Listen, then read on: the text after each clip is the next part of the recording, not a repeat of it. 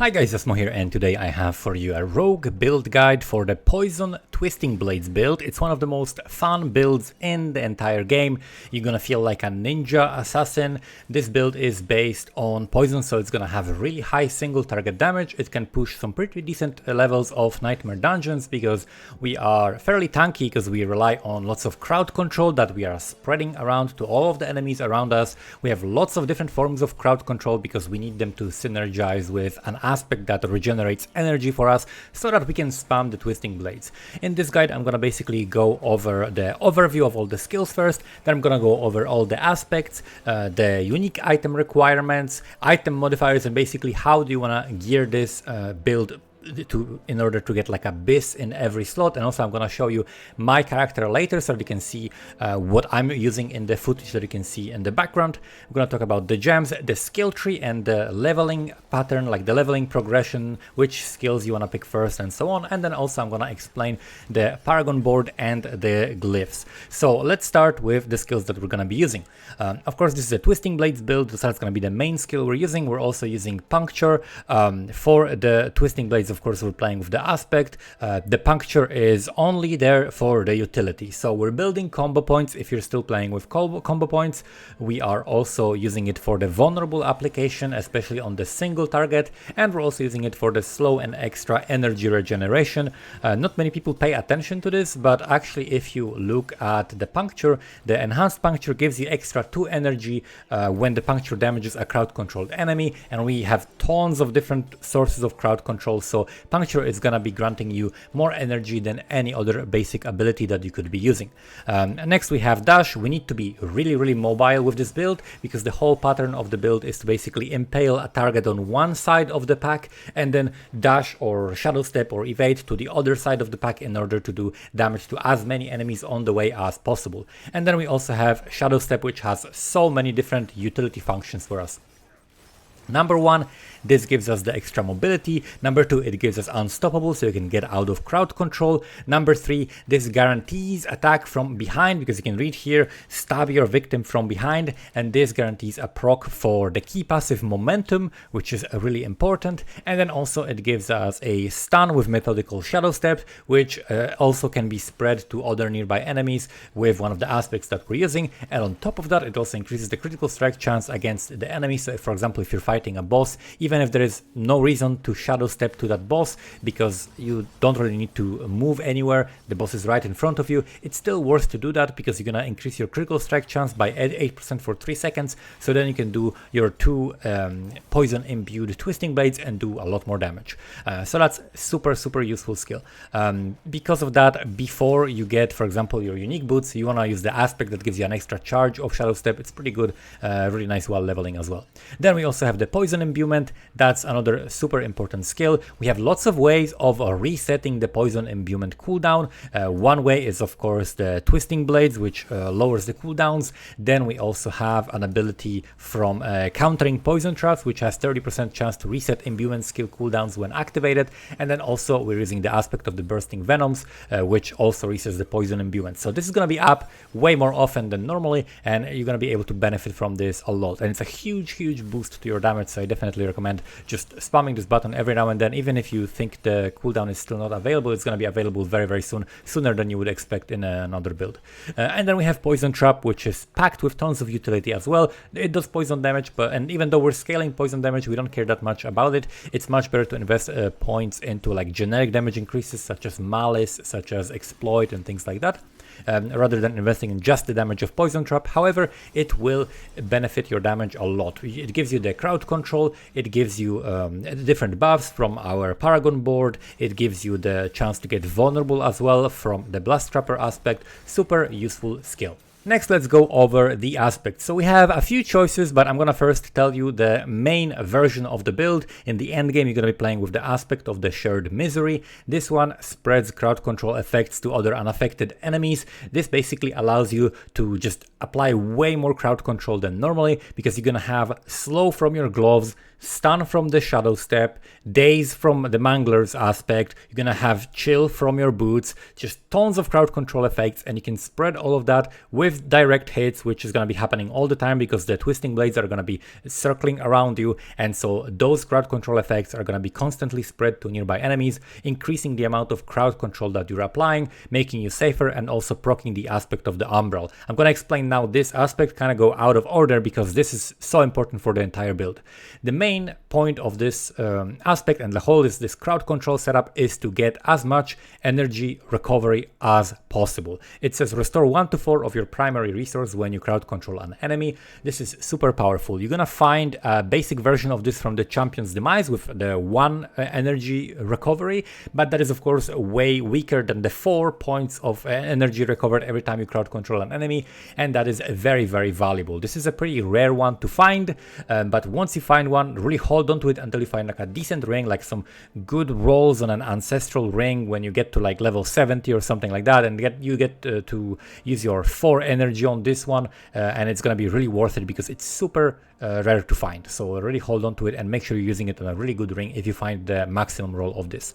Then we have a next aspect here is also utility aspect. It's the Mangler's aspect, which allows you to daze enemies whenever you're dealing damage to a vulnerable enemy. And basically, once you get to the end game and get the exploit glyph, every single enemy you're hitting is going to be automatically vulnerable for the first 3 seconds. So this is going to be dazing enemies all the time once you get to the nightmare dungeons. It's very, very powerful. Before that, it's not going to be that important. So before you get the aspect of the umbral and before you get your exploit glyph, you could use 2 other options. The 2 other options are aspect of might, which is going to allow you to get a little bit more defense. It gives you damage reduction whenever you use a basic skill, and since we're talking about a setup before you have all of this energy regeneration, you're going to be using your basic skill a little bit more often, and that's why it's going to be very useful because you're going to be getting guaranteed damage reduction. And another one is also cheats aspect. So if you're happy with your energy recovery but you would like to be a little bit more tanky, you can try this aspect for additional defense in game, and this is particularly effective in combination with the Penitent Greaves. So these unique boots give you so many different options. They enable a lot of different things, but one of the things is that it just guarantee chill around you. Because we're playing a melee skill, they're gonna give you this chill all the time to all the enemies around you. You can also spread this chill with the aspect of the shared misery, but that's another option for the aspect. Next aspect is going to be the offensive aspect of bursting venoms. This can go, for example, on your gloves.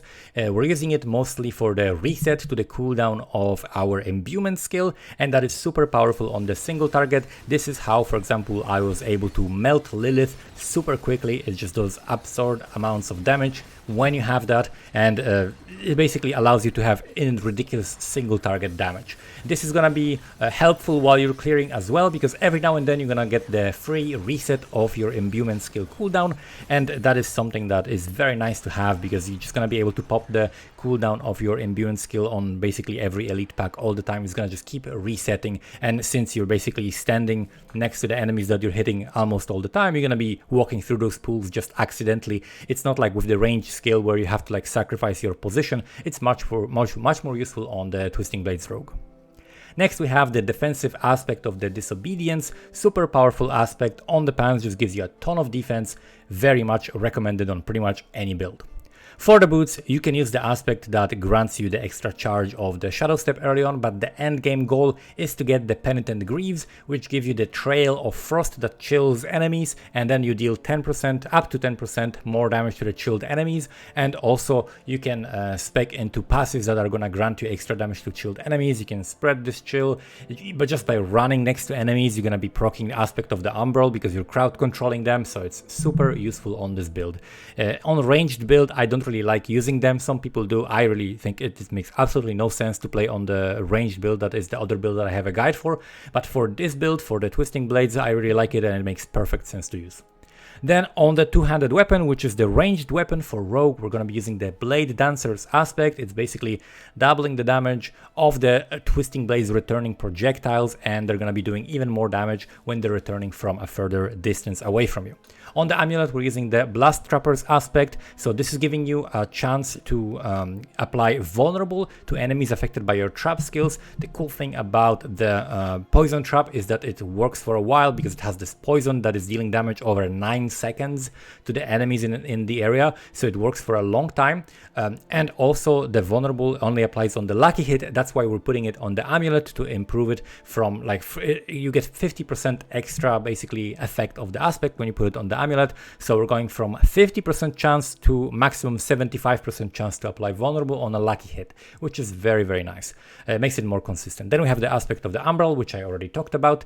Ravenous aspect is the one that I would put on the other ring, and that is killing vulnerable enemy grants you 50 to 70% increased energy regeneration for 4 seconds.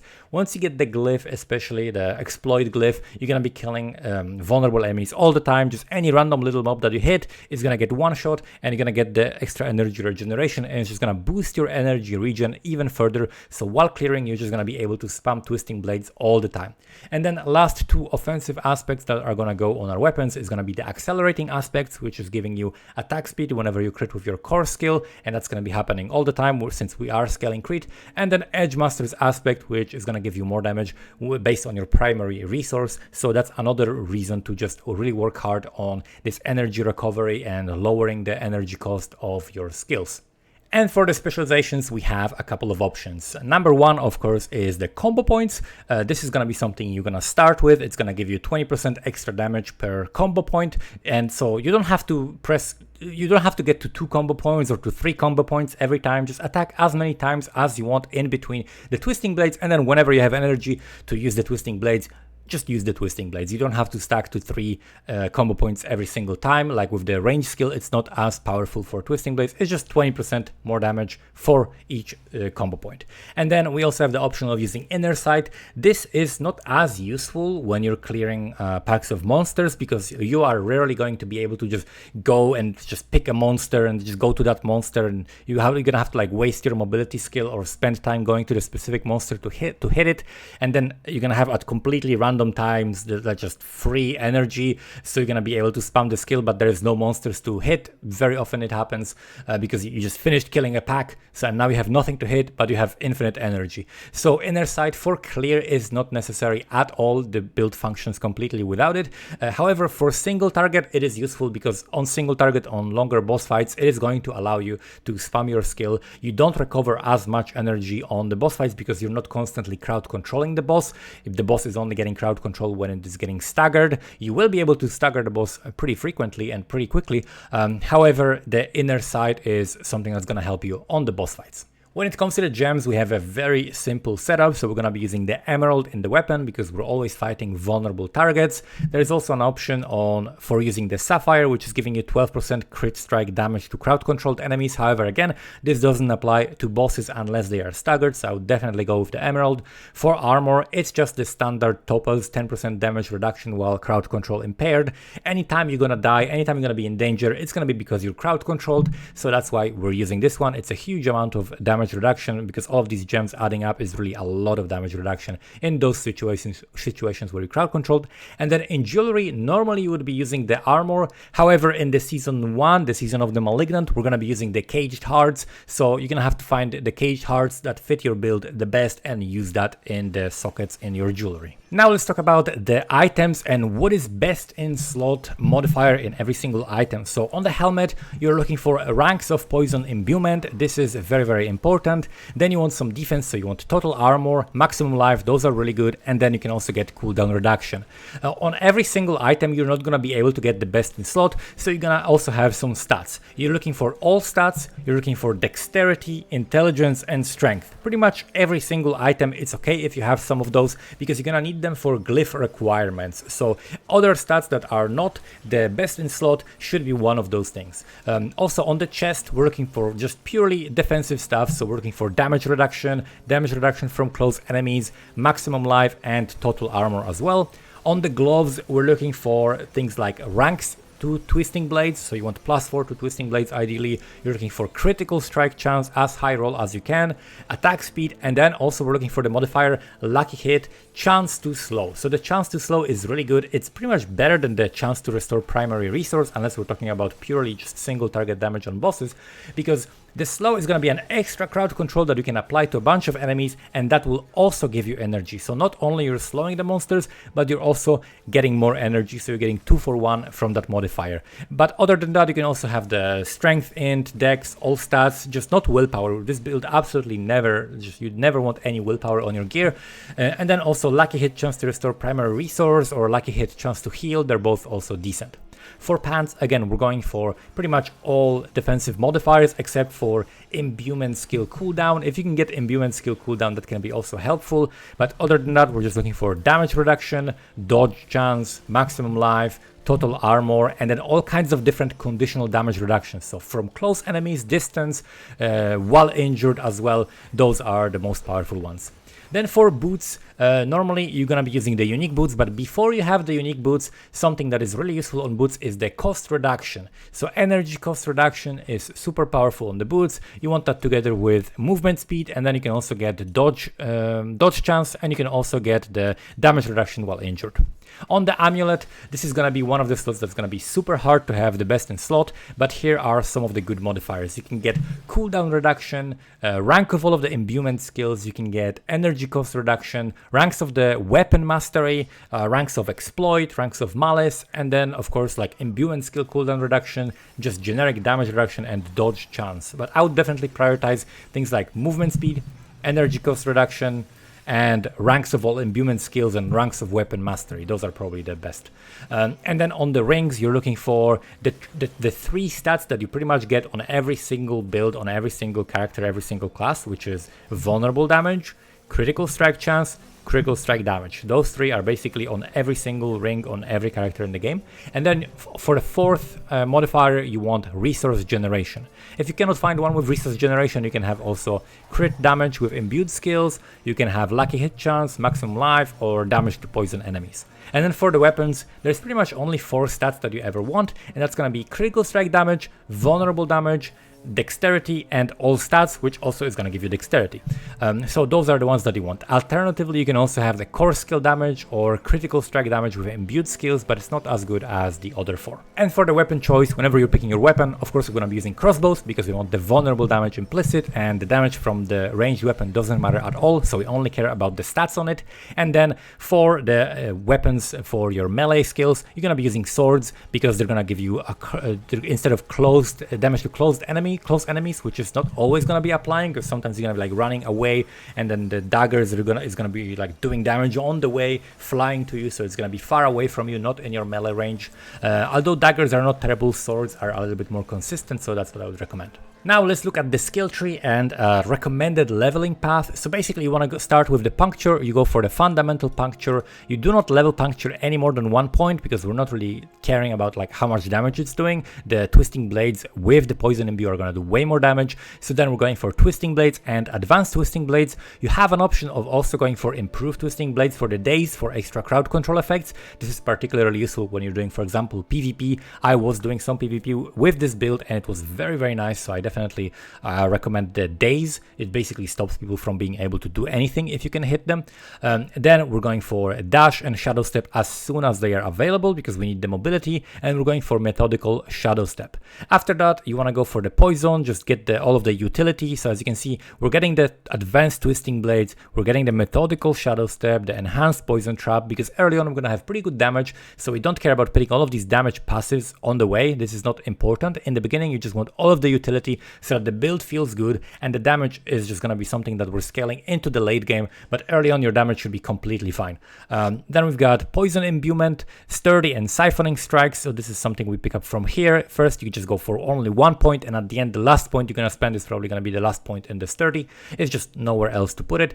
And siphoning strikes are going to be able to heal you basically. You just keep maxing out the poison imbuement and getting the adrenaline rush and haste as soon as possible.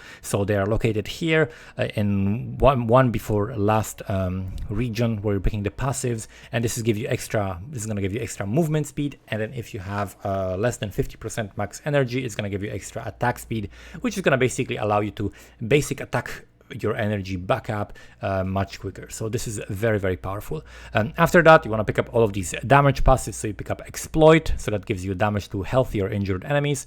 Then you get Momentum. Momentum is the choice of the key passive that we're picking, and this is just like overloaded with stats. 20% damage reduction, massive. 15% increased movement speed, amazing. And 30% increased energy regeneration, exactly what this build needs. So this is amazing. You build the stacks by hitting a stunned, dazed, or frozen enemy, which we can apply all of those. And then also by hitting an enemy from behind, which is automatically done with the shadow step, or if you just move yourself behind an enemy. This is particularly something you want to pay attention to on bosses. Basically move behind the boss and you're going to be getting the stacks. You're going to be doing more damage because you're going to have more energy. You're going to move faster and you're gonna take less damage. So it's super powerful. Then we got things like Trap Mastery and Precision Imbuement. Both of those give us extra critical strike chance, and so because of that, because we're gonna be critting after picking those, we're picking up also Stutter Step for more movement speed. Then we pick up some points in Deadly Venom for more poison damage, Countering Poison Trap for resetting our imbuement, Weapon Mastery, Sturdy, and then if you have the unique boots, then you're going to be using the Frigid Finesse, which is going to give you extra 15% damage to chilled enemies, and that is super powerful. So that's basically what we do with the passives. Now let's look at the Paragon tree. So for the starting board, we're going to be using the Closer glyph, because this is the only glyph that we're using that requires dexterity, and there is a ton of dexterity in here. Then we're moving on to this board, which is Deadly Ambush. Very powerful board, and one of the nicest passives on the entire Paragon board that we're picking is going to be the Spring-Loaded Rare Node. This reduces the arm time of your trap skills by half a second, so they basically activate quicker. Whenever you drop the traps, they're just going to activate quicker, so monsters are not going to run out of them. It's super useful on Lilith if you want to stagger her quicker, because they're going to activate faster. So this is very, very useful. And then we're just picking up these rare nodes that are giving us even more damage by damage taken by enemies affected by traps. Super useful, big damage multipliers. And then we also have the Ambush, which is giving us number one, the increased damage to the targets affected by trap skills. So that is just a regular additive modifier. And then we also have a multiplier. Enemies affected by trap skills take 10% increased damage from you. Whenever you see a modifier that says enemies take increased damage, that is essentially a multiplier, because enemies taking damage has to first take into account all of your increases to the damage. Then you have to have a resulting damage that the monster is going to take, and then it has to calculate the increase to that. So it's going to multiply basically all of the previous increases.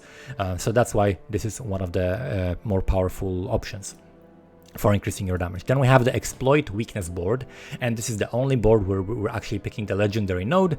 This is another one of those multipliers where if enemy is vulnerable and we're dealing damage to them, they're gonna be taking increased damage, which again is one of those multipliers. Works exactly like vulnerable. It's just vulnerable on top of vulnerable, basically.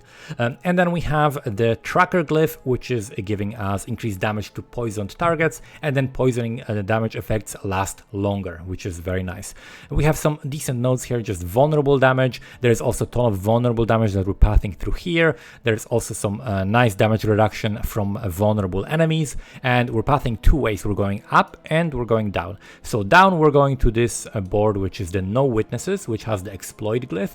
The Exploit glyph is something that I actually recommend putting like just in the first board, and then you're respecking it and then going for this setup, because you need this as soon as possible. So just use it as early as possible. Make sure that you have a board in here that requires strength, which this board is, so you can put the exploit glyph in here and use it as soon as possible. And then we also have a couple of rare nodes that are pretty decent. Depending on your attributes, you might not meet the requirements, but they're not the biggest deal in the world. And then we're going up to the other board that we're passing through. This is Cunning Stratagem, which has very quick connections. We don't have to path for too long, and also it has all the requirements that we need for the Turf glyph, which requires a lot of strength. So again, we're using lots lots of glyphs that require strength. And then we're also picking some nice rare nodes, dexterity, armor, and in here we also have core skill damage and dexterity. Very, very simple. And the turf itself increases the damage to close enemies and then gives you damage reduction against close enemies, which is actually very valuable. That damage reduction portion is actually, I think, even stronger than all of the increases. This bonus is very, very powerful. And for the last one, the last board is the Tricks of the Trade, and we're putting Bane in it. Bane basically increases the poison damage and gives you a 10% chance to double the damage dealt by the poison.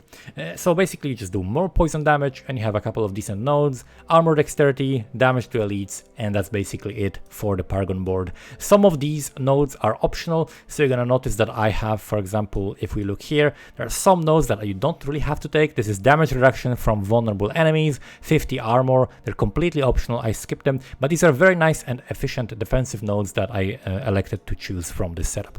And when you look at my character itself, it's gonna have pretty decent gear. It's not everything best in slot, but it's pretty good. We have the helmet, which has the armor life, poison imbuement, and some strength. And then we have the mangler's aspect. We've got the chest, which has armor life, damage reduction, and strength. So strength in general, you can look in here. It gives you the resource generation, which is very nice for this build. And then armor, which is also like the best form of defense. Then we have also the gloves. So we have +2 twisting blades. I got a lucky hit chance to slow, which is very good, attack speed, and then unfortunately I don't have crit on this. I have lucky hit to chance, so that's something that I could definitely improve on this character. Then we've got the the pants with disobedience. We got dodge chance, very high dodge chance, life, armor, damage reduction, so this is like perfect, like generic defensive pair of pants. Then we have the Penitent Greaves. They drop pretty often. This is the only unique I'm using in this build, but they are pretty common. Like I found maybe like 5-6 pairs of these. They are very common. They're not one of those very rare uniques.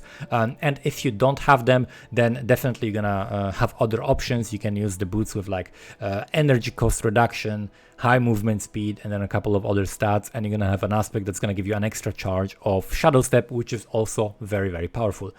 For the crossbow, just critical strike damage, vulnerable damage, crit damage with imbued skills, dex, and the twisting blades aspect.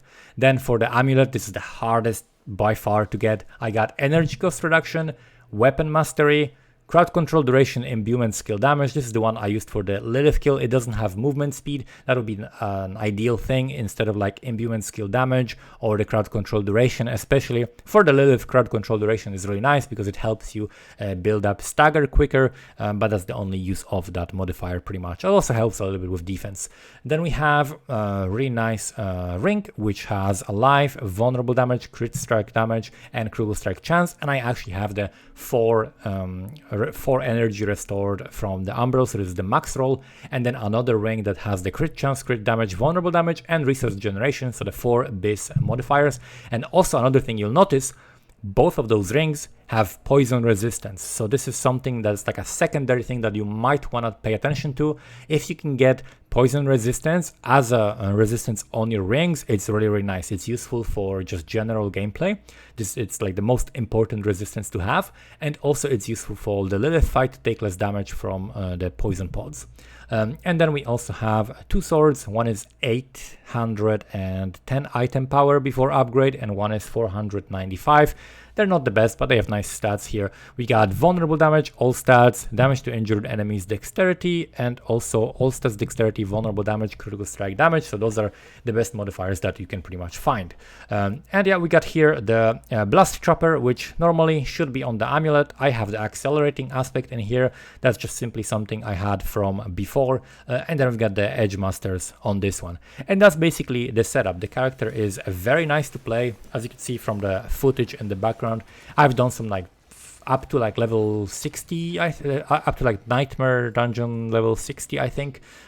In terms of the Nightmare Dungeon, I killed Lilith with a very similar build to this, just a little bit different, just a few things changed here and there in order to focus more on the crowd control and crowd control duration to stagger her quicker, but very similar to this. I've done PvP on something super similar, except instead of dash, I had conceal, because conceal is super nice. You can just stealth, run up to people, stab them with the twisting blades. They're gonna be dazed, they cannot do anything, you just kill them instantly. It's very, very nice for PvP as well. So definitely a fun build that I had a lot of fun with.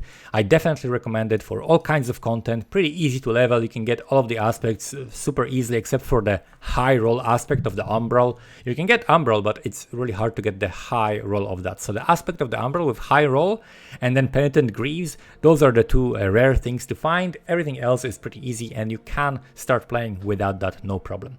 So that's it. Hopefully this has been helpful. You will find a link to the different version of the guide, written version of the guide as well in the description. Let me know in the comments below what do you think about the build. Thank you so much for watching and see you next time.